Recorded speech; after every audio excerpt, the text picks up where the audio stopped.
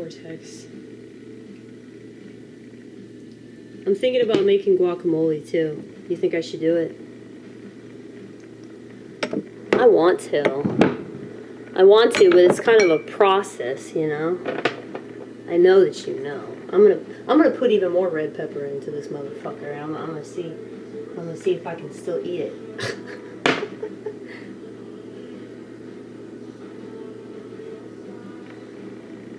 So like my manager texted me at 5:45, I believe, and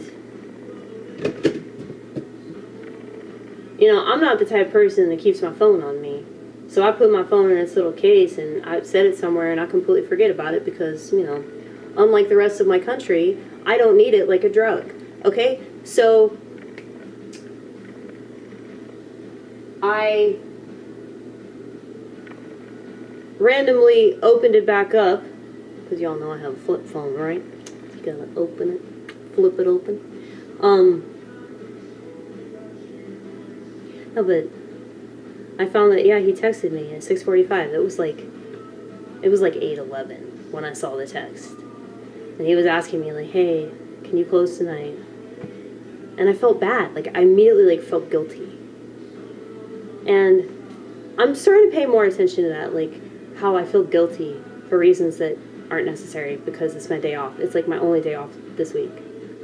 And I'm usually at church, but for reasons that I've just explained in the past 2 videos, like, I'm just kind of in a mood in regards to my parish. And so I really just didn't feel up to going.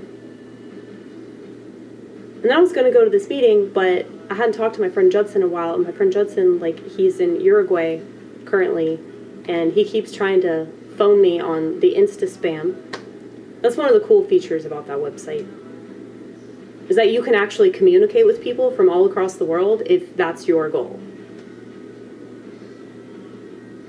Like, there are people that like my posts from, like, Kenya.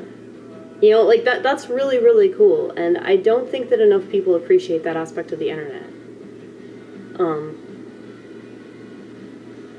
But as an artist, like, it means the world. Anyway. Yeah, why do I feel guilty? Why do I feel guilty for something that I have no reason whatsoever to feel guilty about?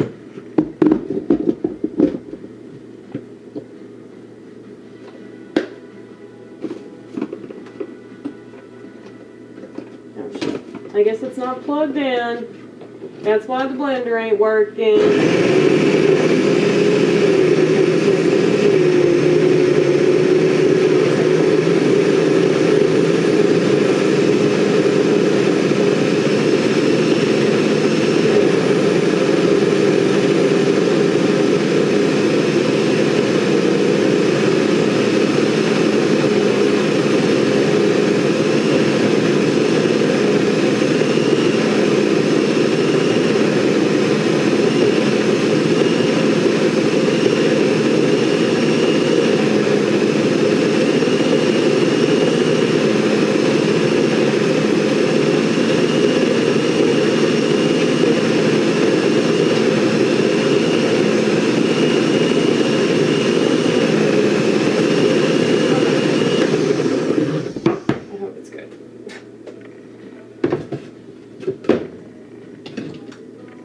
Oh gosh, this smells really good.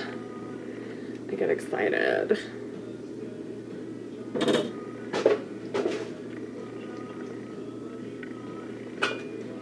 Yeah, but I feel like I need to change something in my life.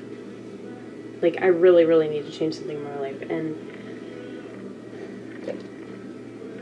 But I don't want to be like that type of person that I described so very well, that tries to change their scenery, but,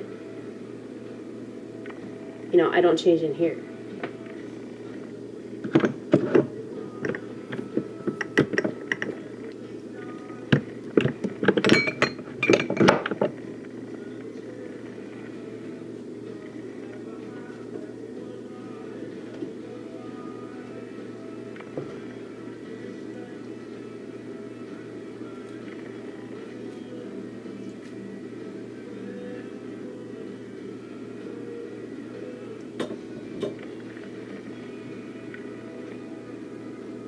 Let's see how good this is.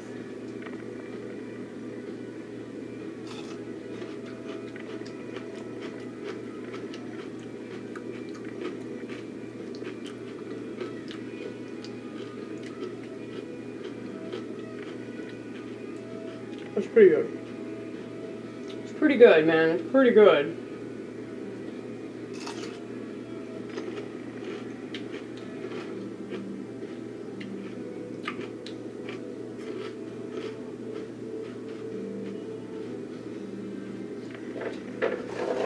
Did you see what just happened? I'll show you.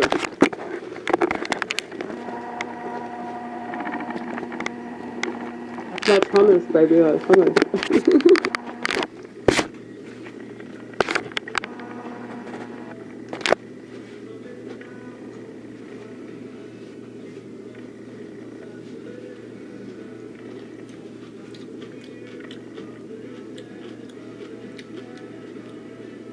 These cucumbers taste like real. You know what I mean? Like if you get something that was actually grown by a person that you know personally,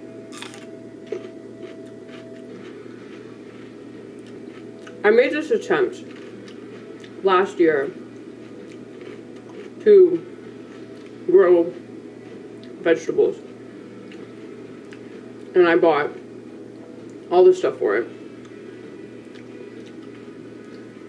And they were growing for about a month, and then they just stopped. And it was really depressing and sad.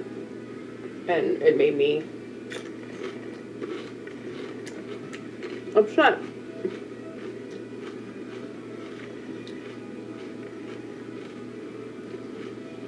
But you know, paying attention to things like that is not really... Like, I have a hard time maintaining,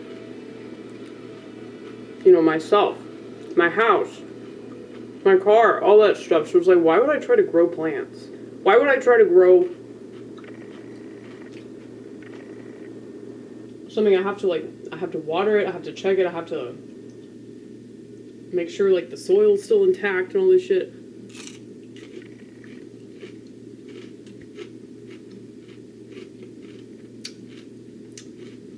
I'm just trying to accept whatever it is I am.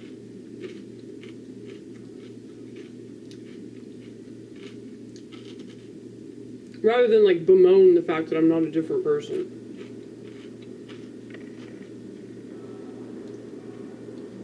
I mean, as long as you buy local, that's pretty good, right? Because you're still supporting local farmers. So if you're not able to do that because of your work schedule or because you're just too crazy of a person to be able to maintain that, then yeah, like, supporting local farmers is really the best way to go. And I literally have no excuse now because it's right up the damn street. You know? Like, it took me like 10 minutes to walk over there. Anyway.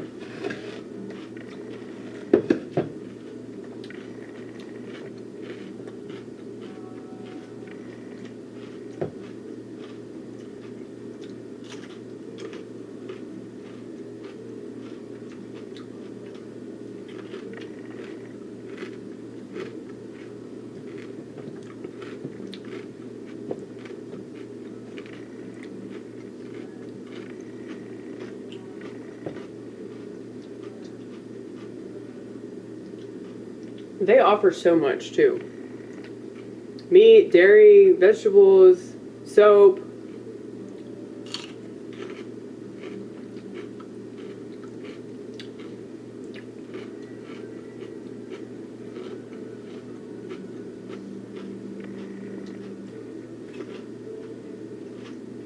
They get everybody through convenience. That's literally why they're called convenience stores, okay?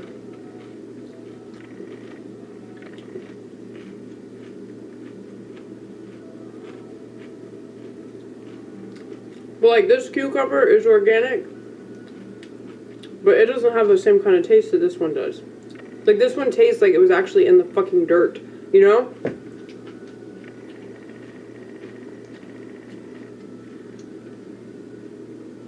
Anyway.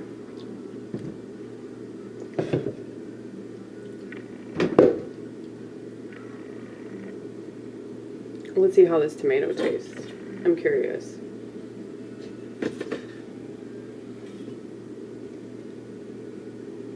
Like, this tomato isn't, like, ridiculously shiny. You know what I'm talking about? Like, all these fruits and vegetables look so fake. Like, they look like they're plastic. You know how they have, like, the fake fruit that you can put in a bowl and set it on your table and make it look a certain way?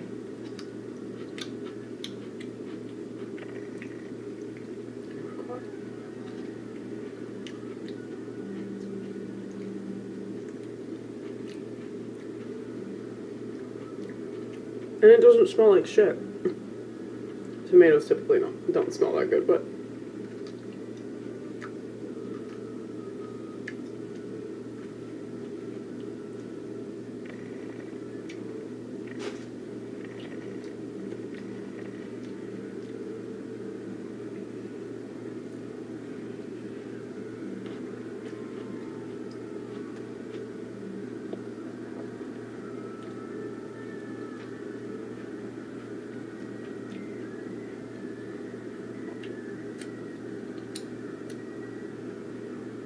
Ronit keeps getting on to me.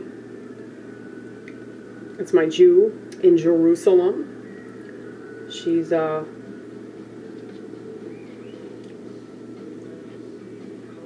she knows me pretty well. She knows that I tend to sabotage myself.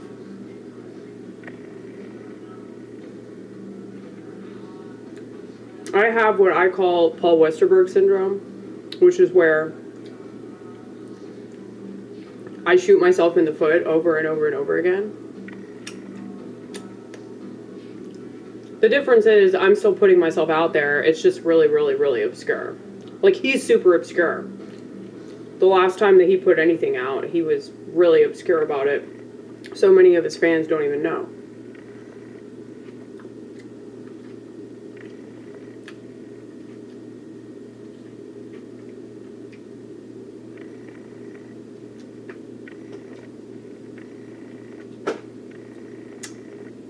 But he hates the internet, though, for reasons I understand pretty well. But, like, this channel is as obscure as it could possibly get. But that's more because of the algorithm than it is because of me, you know? I just don't self-promote. And, you know, when people ask me about my social media presence, I typically don't tell them because I know how it will be received. And you can say that that's self-sabotage, but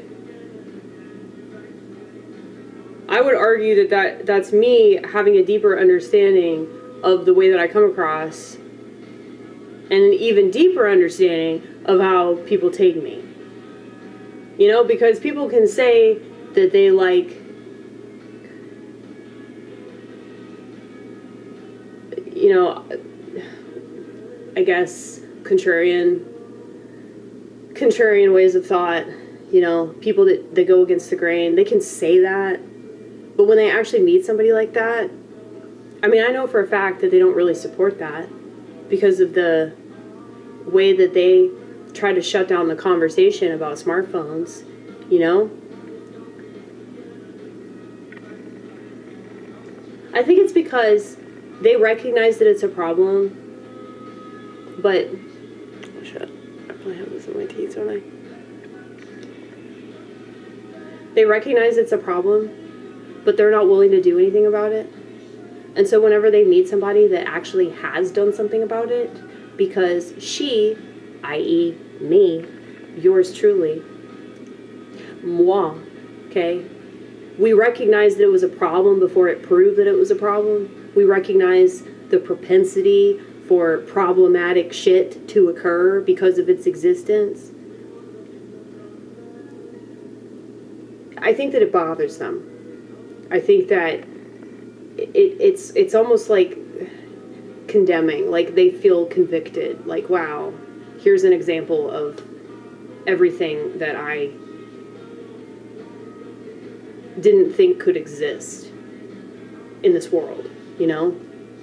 Like, I'm a reminder of what people gave up in order to, you know, keep up with the Joneses or whatever, you know? Like, in order to stay on top of everything. Just like the people that got the Apple Pay and then the kiosk won't even work. It's like, so you keep like upgrading your phone and like doing more and more shit to think that you stay ahead, and you know you're keeping up with the times, and you know, but it's not working.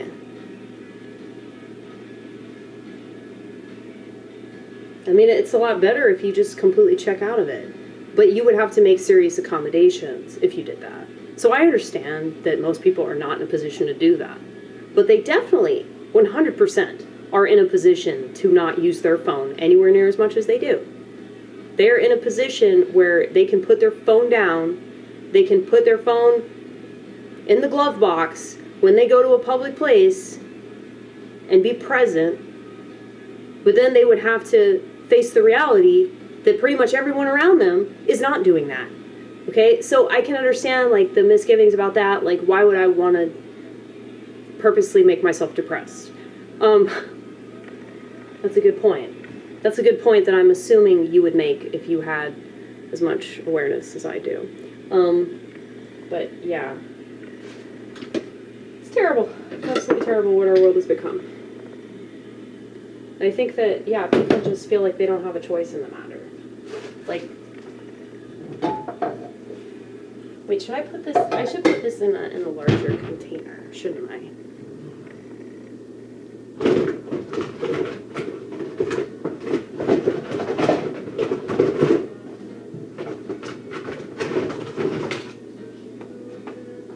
This is what I hate about Tupperware, is that like I'll always have like containers, and I won't be able to find like the appropriate lid. You know, it's so frustrating.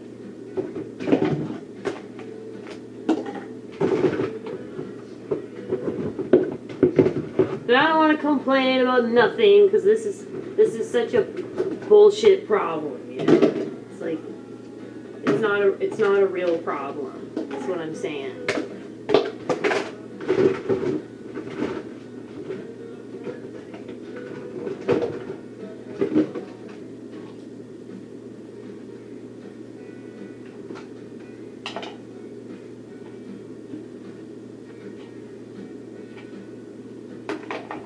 Okay.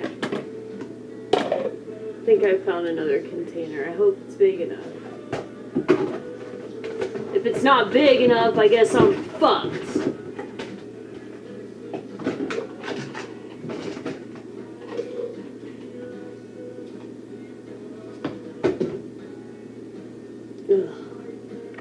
No, I haven't eaten anything like all day. Like, I made myself a smoothie. Never mind. I made myself a smoothie. I had some yogurt, peanut butter, nuts, and 4 bananas. So that definitely counts. But like not, you know, this drinkable food. I make smoothies because it's hard for me to eat. You've probably gathered that I look like I starve myself. Not intentionally. I think that starving myself is just kind of something natural. You know, like I don't I don't know what that says about me. Probably not anything good. But like, yeah, I just don't really want to eat, you know, because it slows me down. I have a lot of shit to do. So if I do eat, it's usually in juxtaposition with something else, you know, like I'm reading the scripture, or maybe I'm like going over comedy stuff, or I'm watching YouTube videos.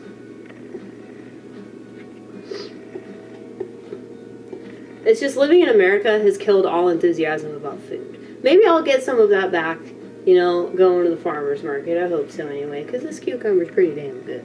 It's pretty damn good, you know? But Look how fucking cute it is.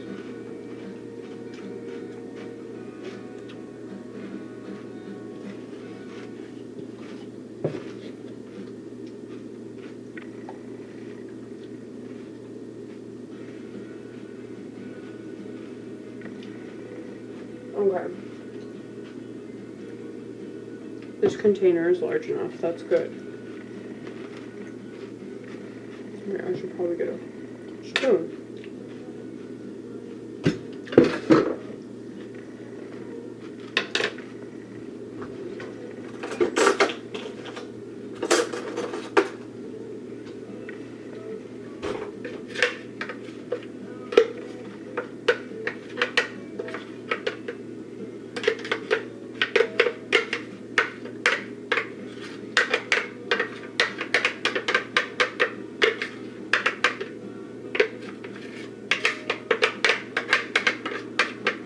But you know, I think that if I actually pursued comedy, I might be able to actually, like, for real, you know, do something.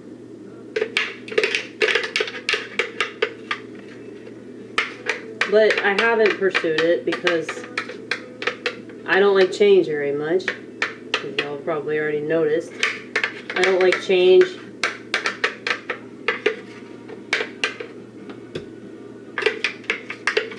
And that's why the fasting, this is one of the cool things about Orthodoxy. It's like, fasting is a large part of it.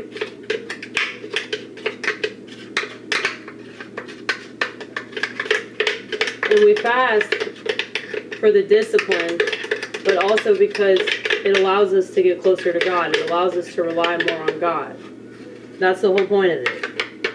You know, not to be legalistic, not to be like, no, I didn't eat that. You know, that's not the point.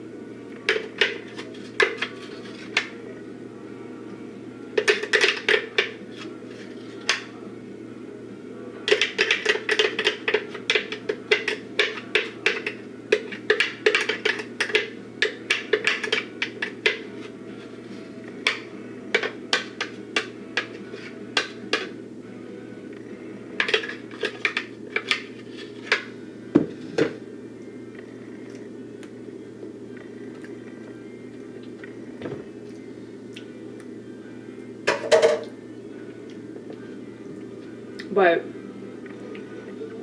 look at that. That looks like a bowling pin. Stuff like that amuses me, okay? Like, you don't have to be amused by that. I'm still amused by that.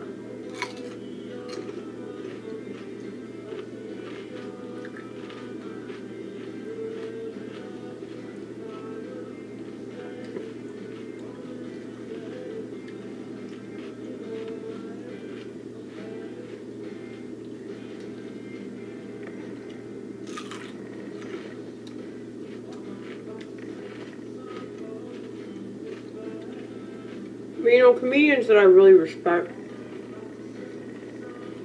really love what I do. And they see the massive amount of potential in it. You know? So it's not really self-doubt that I have. It's more of the issue of, like, not wanting to conform to anything about the modern world. Having to, like, change a lot of aspects of my life involving, like, my work schedule and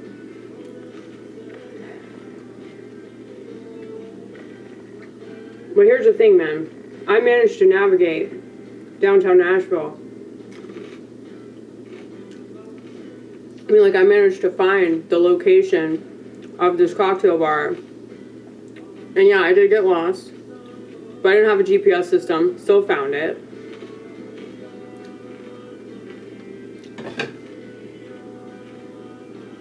And I found it by driving around and walking around, you know? So I'm trusting my own sense of direction, which I know is probably bad because I'm a woman. But I'd rather do that than trust the government. Y'all can think that's stupid all you want, but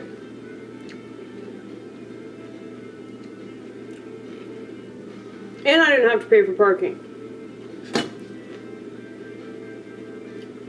So I think that it's very possible to do the things that you want without having to conform to what they want you to do. At the same time, like, it's more complicated, you know? But here's the thing though, man. The smartphone complicates every motherfucking thing. So, to me, it's kind of a no-brainer. Which is ironic because I still have a brain, unlike most people that have a smartphone. Booyah. But like, it's like the complications of not having a smartphone are so much less devastating than the complications of like, if I were to upgrade my phone and I were to have that constant access to the internet and just conforming, just doing what they want, going along with society. If you go along with society, you're fucking retarded. I said I wasn't going to use that word anymore, but I'm giving up. I'm giving up, dude. That word has definitely made a comeback in the comedy circles, too. Like, it circled back around. So during, like, the first little woke culture, people were saying, "No, don't say that. Don't say that." Now I guess the only offensive thing is the N-word. So we're back to square one. But I don't know. I don't want to be totally hopeless. I can't be hopeless because we can say retard again. How could we possibly be hopeless?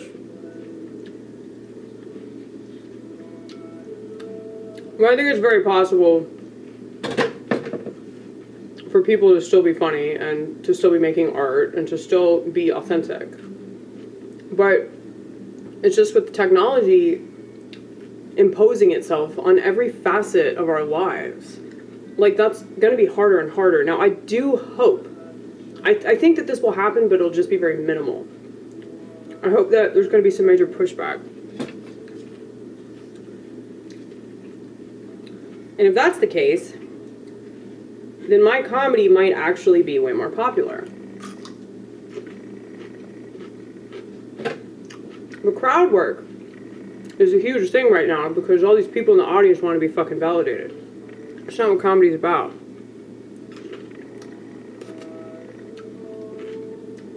I mean, I've always said that so many comedians are doing it just to validate themselves. But now part of their job is to validate the damn audience. It's terrible. It's like, say you went to a concert, and I know that musicians will, like, honor the requests of their fans. But that's really annoying. You know, you're an artist, you're growing as a person, you have new experiences that you wrote new songs about, and everybody just wants you to play your old stuff. That's really exasperating. Or they just want you to play the way that you used to play, even though you've changed. A lot of shit's happened since your last album, or your last 5 albums, you know? But this is even worse than that. This would be like going to a concert and demanding that the singer-songwriter write a song about you on the spot. Okay? Actually, let's make all my songs about you. You know, that's what they want comedians to do now. Fuck that. Fuck that.